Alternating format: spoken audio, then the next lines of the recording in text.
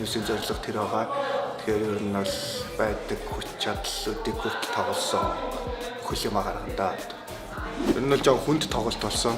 Одоо нэг лиг төрүүлж байгаа багтаа манайг тоглосон. Гэтэ бол боломжгүй зүйл гэж бол байхгүй. Боломж л байсан бид нэр 70 минут хүртэл нэг явж чадсан. Тэгээ сүүлдээ жоохон хамгаалагч нэр алдаанаас болж хэдийдэн гол боллоо. Нэг 2-1 3-1 болдог гол чухал 4-5 6 дахь гол бол тийм нэг чухал биш ээ тоглож хийдэг зүйл болсон гол.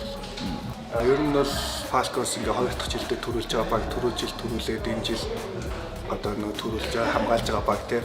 Ер нь бол энэ жил Falcons бол түрүү жилээс эхлүүлээд бусад багаас нэг даваа тал нь 7-8 лиг онортой байгаа. Дандаа байцлыг онроод хоорондоо зөв тоглоо сурцсан тийм тамирчидтэй тэгээ Монгол тамирчид нь бас яг одооны 20 эдтэй яг шигшээ тоглож байгаа залуучууд хөвчлэн байгаа болохоор ер нь бол энэ хамгийн одоо бүрэлдэхүүн сайтай баг байгаа. Тоглолтоос 2-3 тоглогч надаас өсвөлээ тэгээ карта цэвэрлсэн. Одоо сүүлийн 3 тоглолт бол хамгийн чухал доотлол манай баг 4 оноо авч идээд ихтэй үлдэх ёстой. Бидний зорилго тэр байгаа.